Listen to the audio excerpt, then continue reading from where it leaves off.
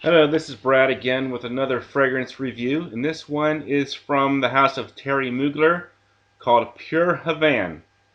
And this came out in the year 2011 and is classified as an Oriental vanilla.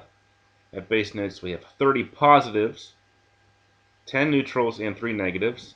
In the note breakdown, we have top notes of fresh tobacco leaves with honey, middle notes of patchouli, vanilla, and bitter cacao, and in the base, labdanum, amber, and styrax.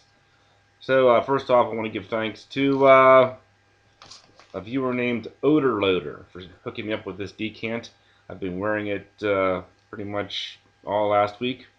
Got a pretty good idea of what it's like. Um, been wearing it today as well.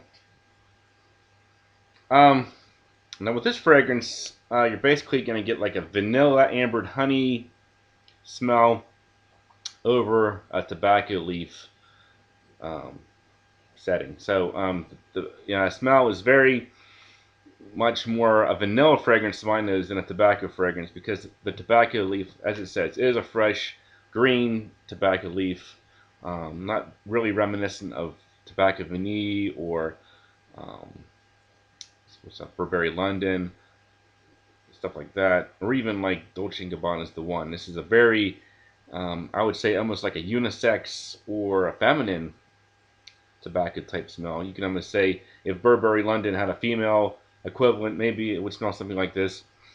The tobacco leaf isn't really smoky at all, and some people might not even get tobacco leaves at all. They're going to get mostly just the vanilla and the amber. But it is kind of reminiscent of the tobacco leaf smell of Versace's The Dreamer, and almost like that tea note that I got from Diptyque's Udel as well. Almost like a papery or tea type smell, more so than like a rich tobacco leaf smell. Um, some people say they get cherry, and I can kind of see what they're talking about, but it's more of an ambery cherry, kind of like the cherry from like well, a fragrance that I used to have. Well, I still have, but I haven't really worn it much. Called Chopard Kazran. So it's kind of like that, and you do kind of get some of that chocolate as well. So kind of imagine, you can almost imagine like a chocolate covered cherry or something like that. Kind of like that smell. At first, I thought it smelled a little bit like a lifesaver or a you can say maybe like a Tic Tac or something like that as well. It's just it almost has like a floral vibe to it because of the amber. So um, yeah, to my nose, it doesn't really smell like what I would think of as cherry tobacco.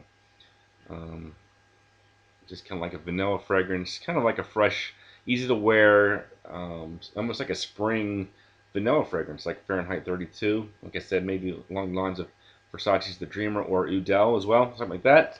So let's get into the scores. Smell, I'm going to give it 7.5 out of 10. It's a nice, pleasant smell, very easy to wear. I don't see this one offending too many people, especially once it settles down, because it's not really potent like the original. Amen. As you can see, the scores are pretty positive on this one. Um, settles in quite nice. Makes like just this very pleasant, soft smell. It's kind of smell basically like almost like you're wearing like a hand lotion or something like that. And it's kind of like that with the vanilla. Projection longevity, I'd give it 7 out of 10. It does uh, pretty well, I guess, for a couple hours, and then it sits kind of close to the skin. So I'm not saying that this is going to be something that people are going to notice after a couple hours. In fact, I haven't gotten any compliments on this at all while wearing it. Versatility, 8.5 out of 10.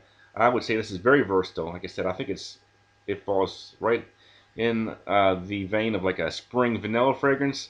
I could see why people would say fall as well because it does have chocolate tones in there with tobacco. But yeah, I could see this one just because of its lightness and it's this very uplifting kind of a smell. 8 out of 10 for versatility. Now, uniqueness, um, it is a flanker, and it does remind me of other scents a little bit. So I'm only going to give it 6 out of 10 for uniqueness. Kind of reminds me like Versace's The Dreamer, Fahrenheit 32, like I said.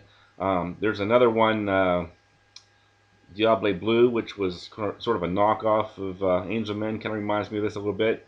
So I mean, it's kind of like, not, you know a groundbreaking fragrance in my opinion. And the price point is where things really get iffy. Even at retail, when it was originally released, we're looking at 75, $80, which I think is tipping the scales a little bit heavy price wise. But now we're talking, with eBay pricing, 130, $150 a bottle, way overpriced and really not worth it. You're getting into niche pricing.